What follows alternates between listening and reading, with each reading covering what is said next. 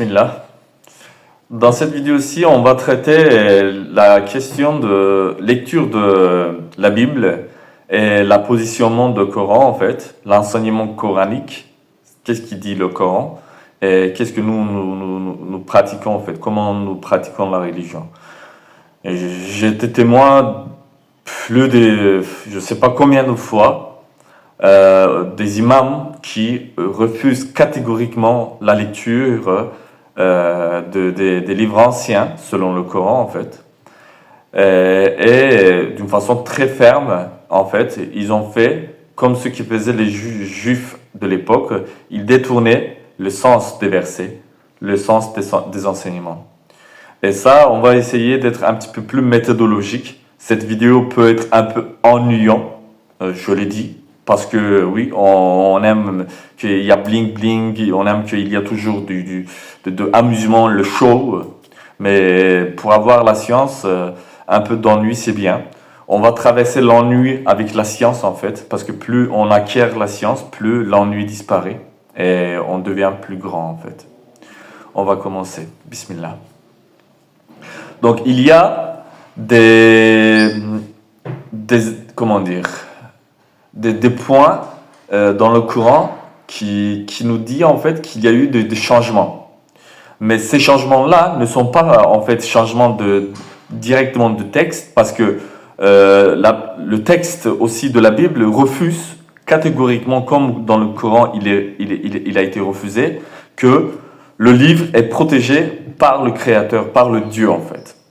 Et toutes les amalgames qui puissent apparaître, comme par exemple pour Jésus, Isa ibn Maryam, paix sur lui, comme d'autres parties en fait, comme Uzair ou autres en fait.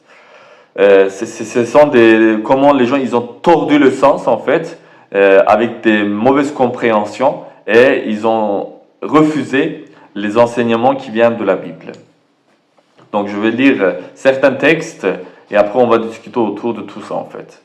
Dans le Coran, verset 157, chapitre 4, le refus de la crucifixion de Jésus. Et à cause de leurs paroles, nous avons vraiment tué le Messie, Jésus, fils de Marie, le messager d'Allah. Or, ils ne l'ont ni tué ni crucifié, mais ce n'était qu'un faux semblant. Donc ici, c'est déjà, je vais faire prochainement une vidéo aussi sur ce passage spécifiquement, sur la crucifixion de Jésus en fait. Mais tout ça, même la crucifixion de Jésus et même comment ça a été raconté, c'est la révélation. C'est la révélation, pourquoi ? Parce qu'en fait, Jésus, pour de vrai, a été crucifié. Mais quel Jésus ? Jésus de Nazareth ou Jésus Barabbas ? Parce qu'il y avait deux Jésus. De Yeshua. Et le Yeshua qui a été crucifié en fait, c'était en quelque sorte, c'était pas le disciple direct de Jésus, mais c'était quelqu'un qui fréquentait Jésus, qui voulait être avec lui. Mais le Jésus de Barabbas en fait, lui, il croyait en fait à une sorte de révélation par l'épée en fait, par la puissance. Or dans Zacharie il le dit bien en fait, c'est pas par la force que vous obtiendrez les choses, mais par la miséricorde de notre Créateur, par les voies de notre Créateur. Et en fait, j'ai trouvé sur Internet plusieurs analyses qui montrent que, en fait, ce personnage qui s'appelait Jésus, qui ressemblait à Jésus, c'est lui qui a été mis sur la croix, en fait, et Jésus, paix sur lui, a vu tout ça d'extérieur, en fait. Et après, il a été élevé au ciel, en fait. Du coup, voilà, tout le monde a cru que c'est Jésus lui-même qui a été crucifié. Or, c'est Jésus de Barabbas qui a été crucifié. Après, il a été mis dans le tombeau et ainsi de suite. Tout le reste, en fait. Et lui, il se prenait aussi pour le Christ. Jésus de Barabbas, il se prenait un peu pour le Christ. C'est pour ça que les disciples, ils ont été trompés, en fait.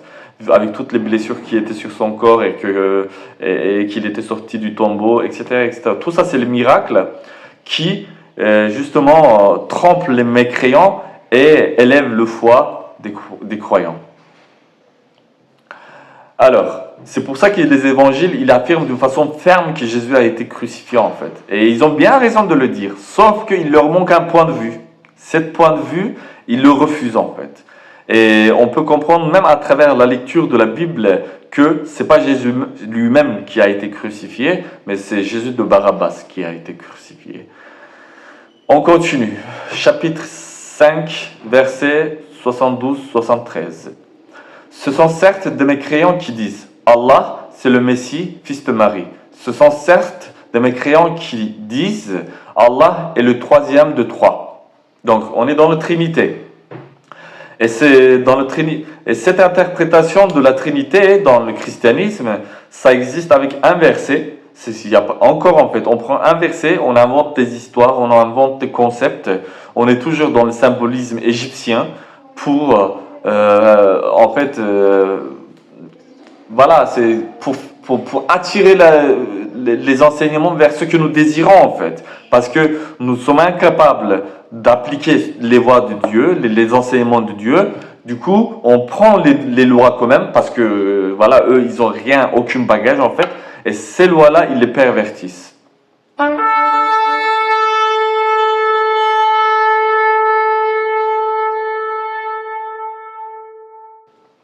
Et cet verset qui est dans la Bible, il dit « Allez évangéliser les gens au nom de Dieu, Saint-Esprit et Jésus ». Mais c'est pas que... c'est une hiérarchie qu'on est en train d'expliquer. Et dans cette hiérarchie, le trône de Dieu n'est pas mis du tout en doute, en fait. C'est pas dit du tout que le roi, ça veut dire Gabriel, ni Jésus, le Messie, était le Dieu lui-même, en fait. C'est au nom de ces personnages-là, au nom de l'entité qui est Dieu et ces personnages-là, allez évangéliser. C'est ça qui est dit, en fait, dans le texte, sauf qu'on tord encore le texte. Et le Coran, il va nous faire rappeler, justement, comment ils font tordre le texte, en fait, dans le sens qu'ils veulent. On continue. Coran, Baqara 75-79. Une partie d'entre eux entendait la parole d'Allah, puis la falsifiait après l'avoir comprise, et cela sciemment. Malheur donc à ceux qui écrivent le livre de leurs propres mains, puis disent « ceci vient d'Allah ».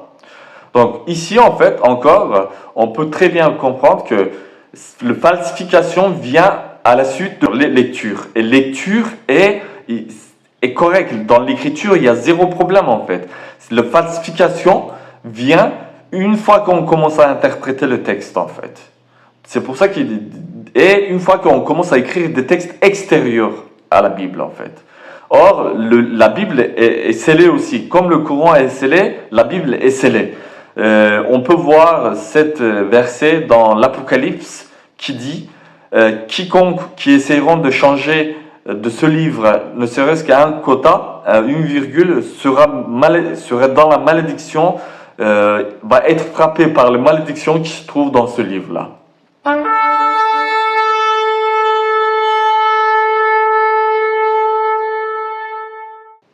Et on va voir plus tard comment nous on fait acte de foi au livre ancien, c'est-à-dire tout ce qui est Torah, l'Ancien Testament et le Nouveau Testament, les évangiles. Les versets qui nous disent qu'il faut croire en les livres anciens.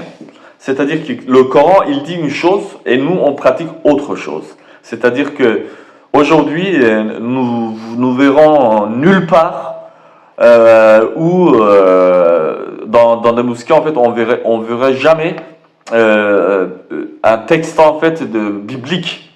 On l'utilisera pas. C'est aux chrétiens en fait. C'est comme si ça nous appartient pas. En fait, ces livres-là, ça appartient aux croyants et ça appartient nullement aux tribus soi-disant des musulmans en fait. C'est pas comme ça que ça se passe en fait. Les livres sont envoyés par Dieu et Dieu protège ces livres. Dieu protège sa parole. Dieu ne peut pas ne pas protéger sa parole parce que c'est lui-même en fait sa parole. Comme le Coran, nous on dit quoi de Coran? Le Coran c'est pas un objet, c'est la parole même de Dieu en fait. Il faut comprendre tout ça. Mais on ne veut pas comprendre aussi. Chez les musulmans aussi, il y a les mêmes problèmes. Ils ne veulent pas comprendre. Ils veulent juste avoir raison. Ils ne veulent pas trouver la raison. Donc, dites, nous croyons en Allah, en ce qui nous a été révélé, en ce qu'on a révélé à Abraham, Ismaël, Isaac, Jacob et aux tribus, et en ce qui a été descendu à Moïse et à Jésus, et en ce qui a été donné aux prophètes de la part de leur Seigneur. Nous ne faisons aucune distinction entre eux et à lui nous sommes soumis. Vous voyez? C'est tellement clair en fait. Par exemple, s'il n'y avait pas toute cette interprétation autour de la Bible, refus total et catégorique de la Bible. Attention, là aussi, il faut faire attention aux traductions parce qu'il y a beaucoup de traductions qui sont falsifiées, mais je parle de textes originaux. Des textes originaux, en fait, c'est des textes qui ont été descendus sur nous, en fait. Mais, bien évidemment, le Coran en lui-même suffit pour pouvoir étudier les voies du Seigneur parce que ce livre-là, le dernier livre, a été formé d'une façon parfaite et complète. C'est-à-dire qu'une fois que nous lisons complètement le Coran, une fois que nous comprenons complètement le Coran, nous sommes au top du top. C'est parfait et oui, on peut ne pas avoir besoin de la Bible, mais ça suffit en fait. Ça suffit de le lire. Ici, là, on voit bien sûr que Ismaël alayhi salam aussi c'était Nabi. Donc, tout ce qui est cité en fait avec des livres, ce sont des nébis. Ça veut dire en fait, il y a une distinction entre le Nabi et le Rasoul. Rasoul, tous les deux, à la fois, on traduit tous les deux comme messagers. Oui, tous les deux, Nabi et Rasoul sont messagers. Sauf que les Rasoul, ce sont des prophètes qui sont venus sans le livre, alors que les Nébis qui sont venus avec un livre. Donc, il faut savoir qu'il y a un livre qui a été donné à Ismaël, paix sur lui, et à Isaac, à Jacob et aux tribus, ainsi qu'au Moïse et à Jésus. Tous ces livres-là, ça existe. Ça a existé. Pour le moment, voilà, c'est nous, on essaie de juste délier une incompréhension millénaire encore, comme on a dénoncé en fait ces incompréhensions, ces fausses croyances chez les chrétiens. On va dénoncer aussi les fausses croyances qui existent chez les musulmans en fait, parce que la vérité que nous cherchons, c'est pas autre chose. Si on commence à chercher autre chose que la vérité, nous sommes vraiment rien de rien et nous n'avons pas notre place dans la religion ni auprès du trône de Dieu. Donc, Sourate 3, versets 4 et 5. Il a fait descendre sur toi le livre avec la vérité, confirmant les livres descendus avant lui. Et il fit descendre la Torah et l'évangile auparavant, en tant que guide pour les gens. C'est assez clair en fait. Nous sommes, c'est l'évangile et le Torah, ce sont des livres à lesquels nous devons croire, nous devons étudier, nous devons comparer. Mais non pas dans un sens où on va faire une balance pour pouvoir faire régner la tradition coranique, mais la tradition primordiale des Écritures saintes, des prophètes venant de Dieu. C'est comme ça que ça marche, c'est pas autrement que ça marche. Sourate 5, verset 46. Et nous avons envoyé après eux Jésus, fils de Marie, pour confirmer ce qu'il y avait dans le Torah avant lui, et nous lui avons donné l'évangile où il y a guide et lumière pour confirmer ce qu'il y avait dans la Torah, et comme guide et exhortation pour les pieux. Sourate 5, verset 68. Ô les gens du livre, vous ne tenez sur rien en tant que vous ne vous conformez pas à la Torah, à l'évangile, à ce que vous a été révélé de la part de votre Seigneur. Donc en fait, les gens, ils lisaient l'évangile et le Torah, ils faisaient n'importe quoi, ils déconnaient, et après les musulmans qui voyaient ça, en fait, ils calomniaient sur l'évangile et le Torah. Ils disaient l'évangile et le Torah, ce sont de faux livres. Mais l'évangile et le Torah, c'est pas du tout faux livres, ce sont les révélations de notre Créateur. Et c'est évident, on doit croire en cela. C'est pas que, parce que Dieu, si notre Créateur, il a envoyé des livres qui peuvent être violés au sens perverti, changé, ça ne sera pas un Dieu. Le Dieu que nous croyons, il ne fait pas de plan au préalable. Il crée tout d'un coup et d'une façon parfaite et complète, inchangeable. S'il y a changement, si nous, on croit en tant que musulmans qu'il y a changement, en fait, ce que nous croyons en un Dieu qui n'a pas cette capacité et que ce n'est pas un Dieu, en fait. Parce que le Dieu que nous croyons, il est inchangeable et il ne change jamais sa parole. Il évolue sa parole, il amplifie sa parole, il donne une autre élan à sa parole, mais il ne change pas sa parole. Parce qu'il a donné sa parole de cette façon-là. Sourate 6, verset 92.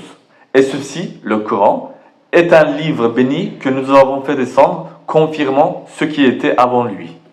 Vous voyez, à l'époque, quand Jésus, paix sur lui, il était venu, des gens ils disaient, ouais, tu es en train de changer nos lois, tu es en train de changer notre tradition, blabla, etc. Nous, on était les rois, on régnait, et tu viens changer les systèmes. Et on n'est pas content.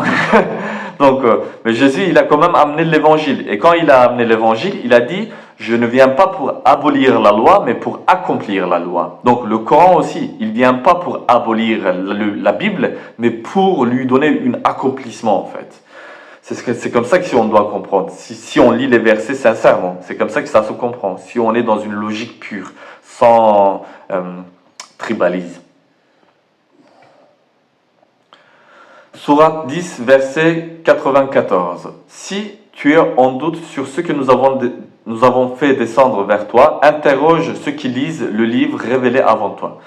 Donc, si les livres révélés avant toi, ils étaient falsifiés, qu'ils étaient incompréhensibles, auxquels on ne pouvait pas faire confiance, pourquoi notre Dieu nous demanderait d'aller vérifier les enseignements dans les livres cités? Est-ce qu'il n'y a pas une illogique là-dedans? C'est-à-dire que vous considérez quelque chose comme fausse, et après, Dieu il descend un verset, il dit, va trouver la vérité dans ces livres-là.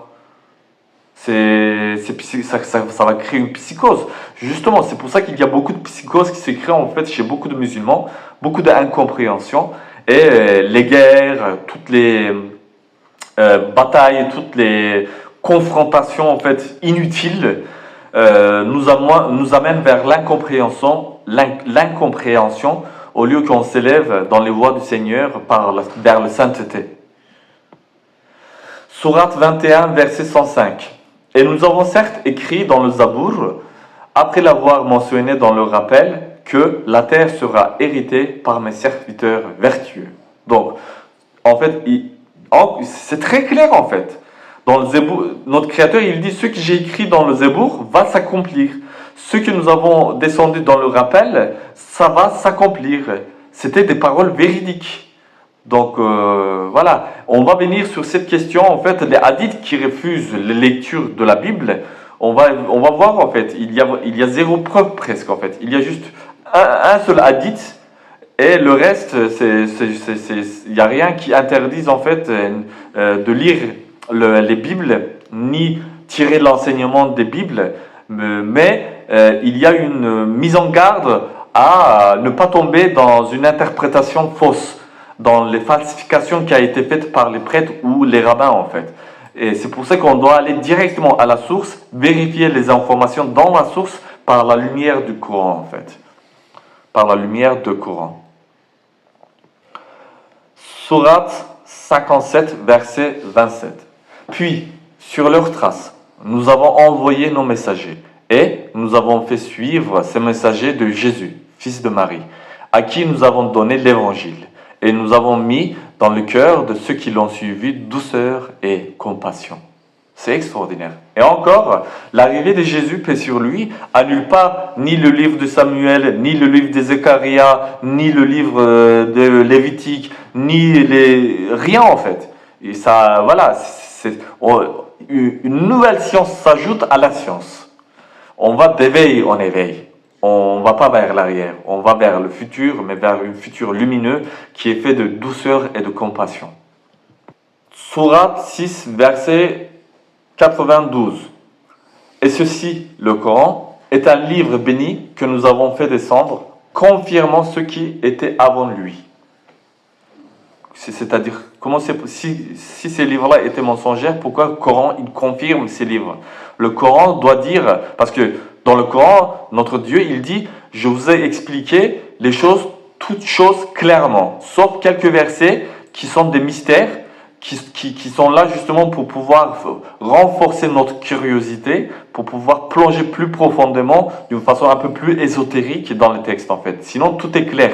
Et une chose aussi grande ne pouvait pas échapper à notre Créateur qui sait déjà tout, qui sait déjà le futur, qui sait déjà les réactions des munafiqs, ils n'auraient pas mis dans le livre que le livre qui est descendu est une confirmation des livres anciens. C'est impossible, c'est illogique, voilà, ça ne peut pas l'être comme ça. Maintenant, on va passer à l'étude de quelques hadiths qui met en garde contre la lecture de la Bible. Pourtant, on va bien voir que ici aussi encore, les livres ne sont pas absolument refusés, mais c'est des interprétations autour, comment c'est fait, c'est inaccepté. Et on va aussi voir, par exemple, le niveau de transmission, la chaîne de transmission, parce que dans la science de hadith, il y a une chaîne de transmission qui est de 5 niveaux. Voilà, le Mukaddes, Hassan, bien, un petit peu zaïf ou faux. Donc il faut voir tout ça en fait. Donc un des hadiths, Omer ibn al-Khattab, radiyallahu anhu, vient avec un livre qu'il avait obtenu d'un homme parmi les gens du livre et il le lut devant le prophète. Le visage du prophète changea de colère. La colère, c'est entre parenthèses, c'est voilà. Ibn Khattab dit alors: Ô messager d'Allah, sommes-nous dans le tort s'ils ont raison? Le prophète dit: Par celui qui tient mon âme dans sa main, si Moïse était vivant, il ne pourrait qu'obéir qu'à moi. Donc voilà, c'est ici le hadith, comme il est dit en fait, hadith, il refuse pas que ces livres soient invalides. Ce qu'il dit en fait, le prophète Mohammed, il dit en fait, en réalité ici, que tout ce qu'il peut obtenir cette personne, Omer ibn Khattab, dans les livres, Rasulallah, il a déjà ça, et même plus en fait. C'est dans ce sens-là qu'il s'est dit en fait. Et on va aussi citer quelques versets qui prouvent que notre Créateur, il va faire entrer dans le jardin d'Éden, dans le paradis, des Juifs et des chrétiens qui n'ont pas fait associationnisme. Et ils mériteront le paradis. Ils vont entrer avec nous dans le paradis. Parce que le but de musulman, c'est pas de blâmer, calomnier et vouloir désirer en fait, de désirer que les autres entrent en enfer parce que nous on pratique l'islam. Ça c'est vraiment, c'est une idée satanique en fait. Moi je connais beaucoup de personnes, ils sont heureux en fait. Ils sont heureux de dire oui, ils vont entrer dans le Jahannam, ils vont entrer dans l'enfer, ils vont crever, Dieu va les tuer parce qu'ils n'ont pas suivi exactement ce que nous faisons, etc., etc. Or, le Coran même, il le dit non, c'est pas comme ça que ça se passe parce que c'est la miséricorde de Dieu en fait. On continue. Un hadith qui a rapporté par Abu Huraira. Abu Huraira, c'est un des sahaba plus proches du prophète Mohammed alayhi salam. Il a vécu beaucoup avec lui. Il aimait beaucoup les chats. C'est pour ça qu'on l'appelait Abu Huraira. Donc, ne me demandez pas des choses venant des gens du livre. Il pourrait vous dire la vérité que vous refuseriez ou un mensonge que vous croiriez. Donc ici encore, c'est les personnes qui diront peut-être des mensonges ou des vérités et que nous, on n'est pas dans la position de savant, on ne pourrait ni affirmer la vérité ni refuter le mensonge. Donc le prophète alayhi salam, il voyait en fait comment les gens, ils étaient de mauvaise foi par rapport aux Écritures, comme aujourd'hui en fait, on est de mauvaise foi par rapport aux Écritures, des musulmans contre les chrétiens et les juifs contre les chrétiens et les musulmans, et vice versa en fait, c'est tout ça. Personne ne veut savoir la vérité en fait, tout le monde veut avoir raison. Les juifs veulent avoir raison, le chrétien il veut avoir raison, le musulman il veut avoir raison, mais avoir raison que parce que ce qu'ils sont en fait, sans avoir cherché coûte que coûte la vérité pure. Et donc, c'est pour ça que tout ça est conflit en fait. Sinon, il n'y aura pas de conflit, il n'y aura pas de guerre. Et tous ensemble, on serait devant notre Créateur et on ferait des prières, on louerait notre Créateur, on rendra grâce à la vie en fait. Alors, une autre hadith rapportée qui concerne le prophète Mohammed sallam. Ne croyez pas les gens du livre et ne les traitez pas de menteurs. Dites plutôt, nous avons foi en Allah et en ce qui nous a été révélé. Là encore, c'est des gens de livre dont on parle. On ne parle pas de livres. Le livre en lui-même, il est protégé par le Créateur. Comme on dit, c'est si le Coran, il dit que c'est la parole du Créateur et que nous l'avons descendu, c'est à nous de nous le défendre et nous le défendrons. Et si on considère que la parole de Dieu, c'est Dieu lui-même en fait, comment les paroles anciennes peuvent être changées? C'est pas possible. Si c'est changé, de toute façon, c'est pas la parole de Dieu. C'est une logique aussi simple, c'est incompréhensible. Justement parce qu'on fait du tribalisme. On fait pas une quête de vérité. Donc, en bref, c'est la fin de la vidéo. J'aimerais dire encore quelques mots. Je pense que nous serons tous heureux, nous serons tous plus intelligents, plus dans compassion et vraiment fraternel si on arrêtait à un moment donné de se mentir sur le verset descendu et appliquer ce qu'il dit le livre au lieu d'y ajouter nos connaissances qui ne sont que des désirs qui viennent de notre ego. Voilà, c'est tout. Merci d'avoir écouté et à la prochaine. Salam alaikum.